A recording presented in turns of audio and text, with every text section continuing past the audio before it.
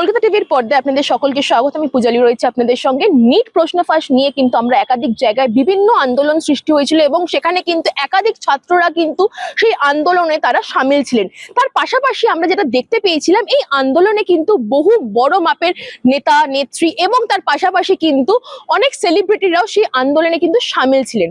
কিন্তু পরবর্তী ক্ষেত্রে যে ছাত্রদের যেটা দাবি ছিলেন যে নিটের যে প্রশ্ন প্যাটার্ন বা যেই প্যাটার্নের প্রশ্ন হয় বা যে শিক্ষামন্ত্রী ইউনিয়ন এডুকেশন মিনিস্টার ধর্মেন্দ্র প্রধানের কিন্তু পদত্যাগের দাবি চেয়েছিলেন। কারণ কি, একাধিক অভিযোগ ছিল এই নিট প্রশ্ন ফাঁস নিয়ে।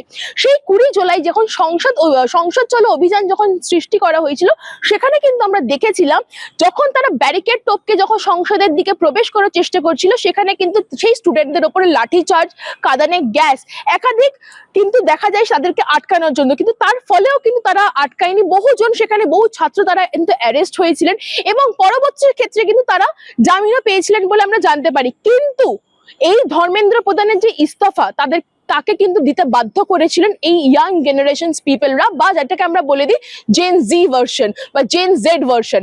সেখান থেকে কিন্তু যেটা আমরা জানতে পারছি, এই নিট প্রশ্ন ফাঁস যখন যে সিস্টেমে যেভাবে যে প্রশ্নগুলো আসেন, সেখানে কিন্তু সেই গাড়িতে অর্থাৎ যখন প্রশ্নগুলো যখন আপনাদের কাছে এসে পৌঁছায়, সেই গাড়িতে কিন্তু একটা জিপিএস বলে একটা সিস্টেম আছে, যেখান থেকে কিন্তু লোকেশন ট্র্যাক করা যায়।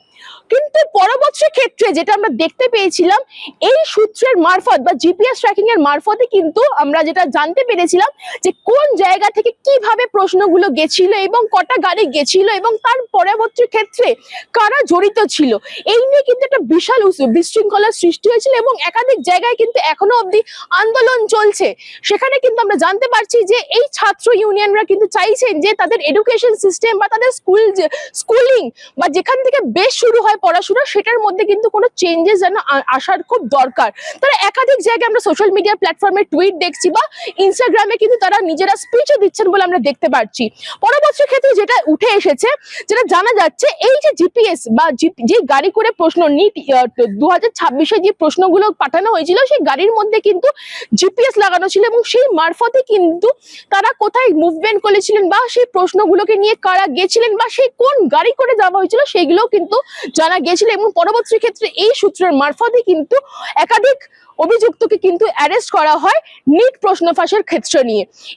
যেটা জানা যাচ্ছে, এই যে নিটের যে একটা সিস্টেম, সেখানে কিন্তু একটা পরিবর্তন ডেফিনেটলি আসবে। পরবর্তী ক্ষেত্রে হয়তো আরো কড়াকড়ি ব্যবস্থা নেওয়া হবে হচ্ছে কেন্দ্র সরকারের তরফ থেকে।